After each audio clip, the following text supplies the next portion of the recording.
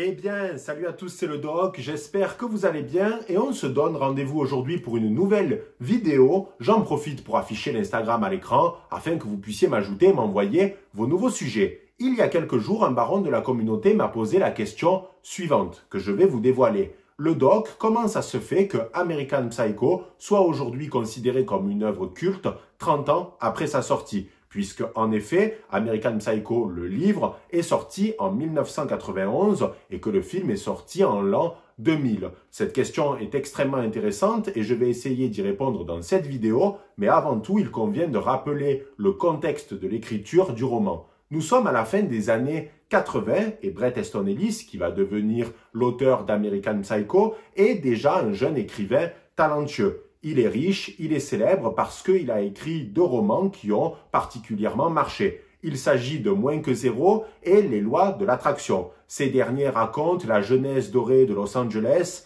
dans les années Reagan, entre sexe, drogue et rock'n'roll. D'ailleurs, Bret Easton Ellis est lui-même à l'image de cette jeunesse, puisque c'est un hédoniste, il aime faire la fête et il brûle la chandelle par les 2 bouts. Mais voilà, Bret, il a envie d'écrire un 3e roman qui va être en quelque sorte la conclusion de cette trilogie. Et ce roman, il va prendre place à New York et on va suivre un trader plutôt jeune qui évolue dans l'univers de Wall Street et qui va perdre petit à petit ses valeurs et sombrer dans le nihilisme. En soi, c'est un roman typiquement américain au regard des thématiques et on va le dire pas très original sur le papier. Le fait que l'histoire se déroule à New York, ce n'est pas très étonnant. Parce que déjà, Bret Easton Ellis y vit, mais surtout parce que New York, au cours des années 80, a subi de profondes modifications, de profondes transformations. Parce que, en effet, au cours des années 60 et 70, New York, c'était un véritable cloaque, c'était une ville craignos. Et en fait, avec la gentrification, New York est devenue beaucoup plus attractive. C'est devenu le pôle économique majeur de l'Amérique réganienne, notamment avec Wall Street, et le trader est devenu le nouvel héros de cette Amérique triomphante qui était de retour. La modification de la ville, ça correspond à peu près à l'édification de la Trump Tower dans les années 80. Donc c'était le nouveau visage de l'Amérique et c'était la nouvelle facette de New York qui s'est transformé au cours de la décennie 80-90. Bret Easton Ellis a donc décidé de discuter et de sortir avec beaucoup de traders pour justement avoir un roman qui serait le plus proche de la réalité. Mais surtout, il voulait avoir la réponse à l'une de ces interrogations: comment ça se fait que les traders gagnent autant d'argent aussi rapidement ? Et il faut le dire clairement, il n'a jamais eu la réponse à cette question parce que les traders ne le savaient pas eux-mêmes. Mais surtout, Bret Easton Ellis s'est rendu compte que le travail et le monde professionnel, c'était pas le sujet de prédilection des traders entre eux, au niveau des discussions. Parce que ce qui leur importait, c'était surtout leur mode de vie et le fait qu'ils étaient très matérialistes. Car en effet, les traders parlaient surtout entre eux des vêtements qu'ils achetaient, leurs prochaines vacances, les restaurants qu'ils fréquentaient et les femmes avec qui ils couchaient. Les traders étaient donc très matérialistes et c'était surtout les parfaits représentants de la société de consommation. Un soir, alors que Bret Easton Ellis était en train justement de dîner avec des traders, il a eu une fulgurance, une idée. Son personnage principal, Patrick Bateman, serait donc un gestionnaire de fonds, ce qui était prévu, mais surtout, il serait un tueur en série, ou du moins, il imaginerait être un tueur en série. Alors concrètement, Bret Easton Ellis, encore aujourd'hui, il ne sait pas d'où lui est venue cette idée, quelle association il a fait dans son esprit pour se dire que Patrick Bateman serait un tueur en série. Mais par contre, Bret Easton Ellis a toujours aimé le cinéma d'horreur parce que ce qu'il aimait dans ce cinéma-là, c'est qu'il y avait toujours la normalité. On montrait une banlieue américaine classique avec des individus lambda et soudainement, il y avait l'émergence d'un phénomène fantastique, horrifique, qui allait profondément bouleverser la vie de ces individus, comme par exemple dans L'Exorciste. À partir de ce moment-là, tout a été beaucoup plus limpide dans l'esprit de Bret Easton Ellis, mais par contre, il a rajouté les éléments les plus choquants, les passages les plus gore, à la toute fin de l'écriture. Et d'ailleurs, ces passages l'ont particulièrement bouleversé, ça l'a plongé dans une sorte de dépression parce qu'on ne peut pas accoucher de tels passages sans que ça nous impacte émotionnellement et psychologiquement. Une fois que Brett a terminé le travail, il a soumis le manuscrit définitif à ses maisons d'édition, mais ces dernières ont refusé de le publier parce que le texte était beaucoup trop choquant. Mais heureusement, la maison Random House a décidé de publier American Psycho en 1991. Et à ce moment-là, il y a deux grosses polémiques qui ont éclaté. La première, c'est la plus évidente, vu que le texte était extrêmement violent, avec des passages très explicites. Il y a eu tout un tas d'associations, notamment féministes, qui ont demandé le retrait d'American Psycho des rayons des librairies. Parce que pour ces féministes, les passages étaient beaucoup trop violents et surtout que les victimes étaient des femmes. Et donc pour elles, ça pouvait être trop dangereux. En soi, c'était les prémices de la cancel culture et ça faisait très longtemps que dans la société américaine, il n'y avait pas eu de telle polémique par rapport au contenu d'un texte. On peut citer peut-être le roman Tropique du cancer qui avait fait beaucoup polémique à l'époque, notamment pour des scènes de sexe très explicites. Donc ça, c'était la polémique la plus évidente. Le texte était trop violent et ça choquait bon nombre de personnes, surtout dans une société américaine très marquée par le puritanisme. Mais il y avait une autre polémique. En effet, les critiques de l'époque trouvaient que American Psycho était un roman de merde. Car en effet, durant l'écriture du roman, Bret Easton Ellis s'est posé deux conditions. Il voulait tout d'abord que le lecteur comprenne très vite que Patrick Bateman était complètement malade, que c'était un maniaque avec des obsessions. Mais il voulait également que le lecteur saute certains passages parce que c'était beaucoup trop long. Ça se répétait trop et c'était difficile à lire. Donc, pour montrer à quel point Bateman était un malade et surtout pour ne pas ménager le lecteur, Bret a utilisé la technique du name dropping. C'est-à-dire que quand Patrick Bateman rentre dans une pièce, il va scanner tous les objets autour de lui et il va citer les marques, que ce soit des vêtements, du mobilier ou bien des produits technologiques. Ce qui crée donc une répétition dans le texte et ça peut parfois être très long. Il y a même un chapitre entier dans le roman qui parle de la carrière de Whitney Houston. Patrick Bateman qui parle sur plusieurs pages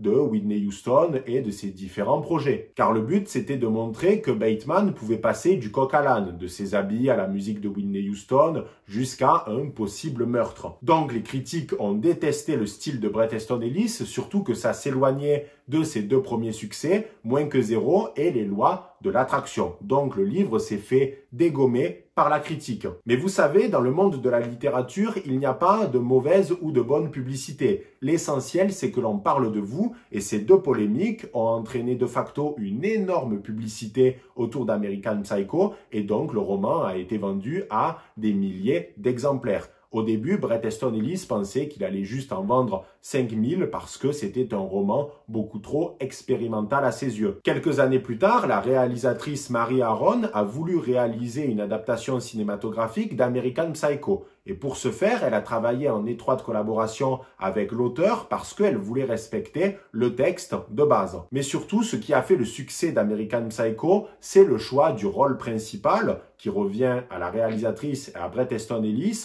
puisqu'ils ont décidé de choisir Christian Bale pour interpréter le rôle de Patrick Bateman. Au début, les producteurs ne voulaient pas de Christian Bale, mais ils ont dû appuyer leur demande. Ça a été des véritables négociations et Christian Bale incarne parfaitement Patrick Bateman. Il l'a personnifié, il lui a donné un visage.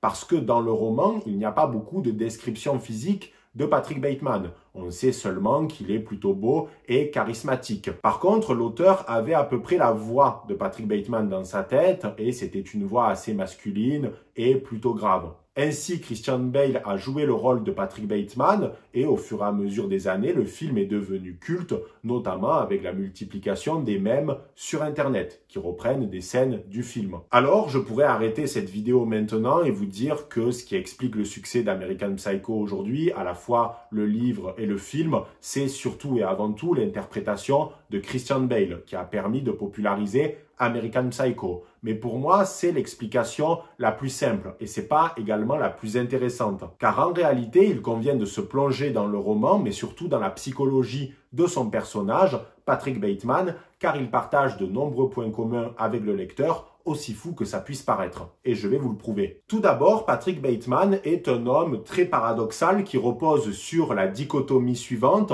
une opposition entre civilisation et barbarie. Je m'explique. Patrick Bateman, il est l'incarnation du gendre idéal. Il est ce que tout jeune homme occidental qui évolue dans une société libérale capitaliste aimerait être. Parce que Patrick Bateman est la meilleure incarnation de la réussite au regard des standards de nos sociétés. C'est-à-dire qu'il est jeune, beau, intelligent, il a de l'argent, il plaît aux femmes et en plus de cela, il a un appartement luxueux dans l'une des plus belles villes du monde. Alors certes, pour certains individus, c'est pas forcément synonyme de bonheur et tout le monde n'aspire pas à la même vie que Patrick Bateman, mais la majorité des jeunes hommes aimeraient avoir le même style de vie, aimeraient être comme Patrick Bateman, un modèle de réussite en tout point. Le problème, c'est que malgré ses apparences de réussite, malgré le fait qu'il soit l'archétype du gendre idéal, Patrick Bateman cache des grandes failles qui s'expliquent par le fait que c'est un psychopathe et qu'il a clairement un manque cruel d'empathie pour les autres. Mais en fait, ce qui incarne le mieux Patrick Bateman, c'est pas tant le fait que ça soit un psychopathe, c'est qu'il évolue dans une société qu'il déteste.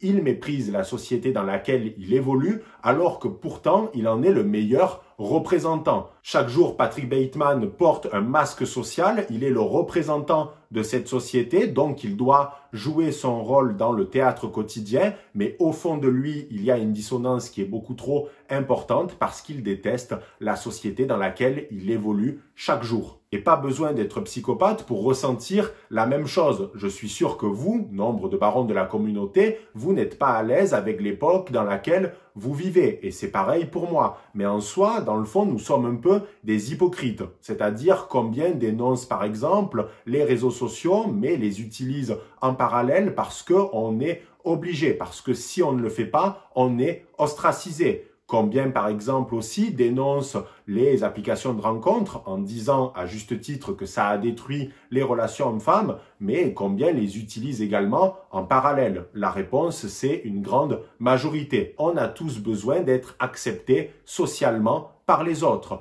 Et d'ailleurs, c'est ce que dit Patrick Bateman à de multiples reprises dans le roman. Je veux juste être aimé, je veux juste être accepté. Patrick Bateman, il veut juste être intégré malgré le fait qu'il sait qu'il est totalement en décalage avec les valeurs de cette époque, même si dans le fond, il y a en plus sa pathologie qui appuie sur le tout. Et c'est pour cette raison que le lecteur peut s'identifier à Patrick Bateman, parce que nous-mêmes, on peut ressentir une forme de malaise. On n'est pas à l'aise avec la société dans laquelle on évolue, mais pourtant, on valide tacitement toutes les règles pour être accepté. Et parfois, on est obligé de se taire parce que c'est comme ça. D'ailleurs, pour Bret Easton Ellis, la phrase la plus importante du roman n'a pas été rédigée par lui, puisque avant de lire American Psycho, il y a une citation de Judith Martin. Judith Martin, elle est très connue aux États-Unis parce que c'est la papesse des bonnes manières. Et voici ce qu'elle dit, je cite, « Une des grandes erreurs que l'on peut commettre est de croire que les bonnes manières ne sont que l'expression d'une pensée heureuse.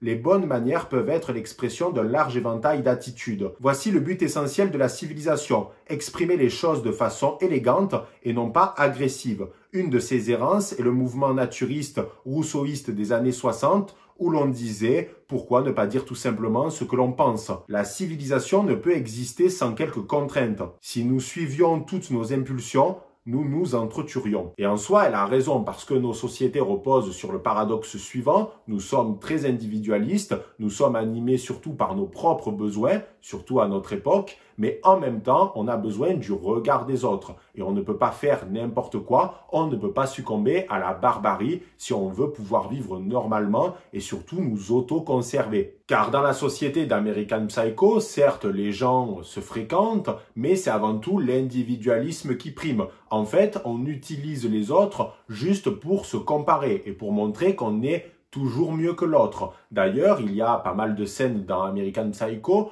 où les individus se confondent parce que en réalité, leur individualité, ils n'en ont que faire. Le but, c'est juste de se comparer, peu importe le nom, c'est juste de montrer que l'on est meilleur. Donc c'est pour ça que souvent, les personnages confondent Patrick avec d'autres personnes, car en réalité, ils s'en foutent. Il y a plusieurs passages du roman où Patrick Bateman se sent très mal à l'aise, car il a l'impression d'être ostracisé, d'être mis de côté. Il y a la célèbre scène avec les cartes de visite où il est tout fier de montrer sa carte et il a l'impression que celles des autres sont encore plus belles alors qu'en fait elles sont quasiment toutes identiques.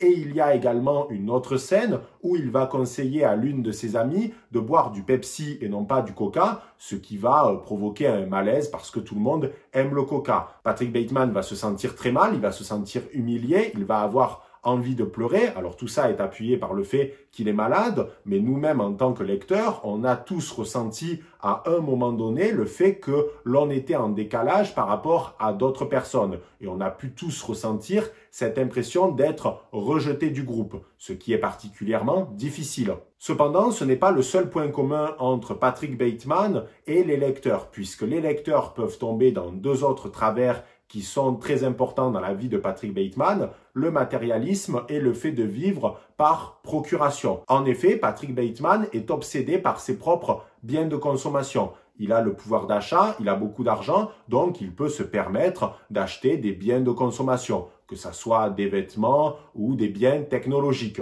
Donc on pourrait se dire que Patrick Bateman, vu qu'il a l'argent, il peut acheter tous les biens qu'il veut et que donc forcément il est heureux. Mais c'est pas le cas parce qu'il suffit qu'il ait une discussion avec l'un de ses potes et que ce dernier lui dise « Eh bien écoute, j'ai acheté la dernière chaîne hi-fi de telle marque » pour que Patrick Bateman tombe dans du ressentiment et qu'il décide d'acheter là encore la dernière chaîne hi-fi pour justement doubler son meilleur ami, pour être toujours au-dessus, pour être celui qui a les meilleurs biens de consommation.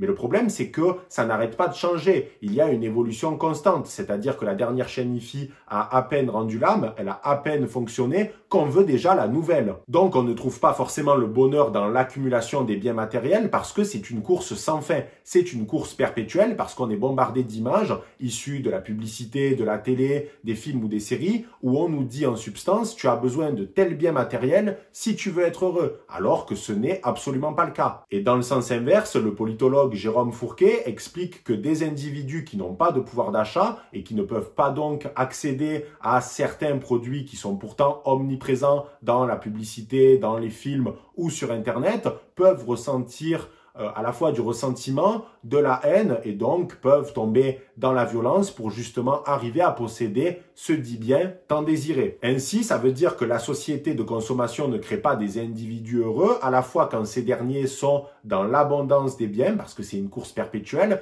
et ceux qui en manquent cruellement parce qu'ils veulent accéder à ce dit bien, parce qu'on leur dit qu'ils en ont besoin s'ils veulent être heureux. L'autre travers dans lequel tombe Patrick Bateman, c'est le fait de vivre par procuration. Bateman, il a un héros que vous connaissez bien. Il s'agit de Donald Trump. Il aime Donald Trump, il veut s'habiller comme lui et fréquenter les mêmes restaurants parce que c'est un moyen pour Bateman de se rapprocher de son idole. C'est-à-dire que Bateman s'oublie en tant qu'individu pour se rapprocher de ce qu'incarne Donald Trump. À un moment du livre, Patrick Bateman va manger une pizza qu'il trouve dégueulasse, totalement insipide, et là, l'un de ses amis lui dit que pourtant, c'est le restaurant préféré de Donald Trump et qu'il adore ses pizzas. Et là, Bateman, il est mal à l'aise. Il est obligé de changer son fusil d'épaule parce qu'il est obligé de s'abandonner dans les mêmes passions que Donald Trump. Donc, si Trump aime cette pizza, lui aussi. Et en soi, combien d'individus aujourd'hui tombent dans le même travers de vouloir ressembler à tout prix à leur idole, à vouloir les singer pour se rapprocher artificiellement d'eux. Si demain Kylie Jenner décide de porter un sombrero à l'envers et de lancer cette mode, on verra dans les rues de nombreuses femmes qui vont porter un sombrero à l'envers pour ressembler à Kylie Jenner.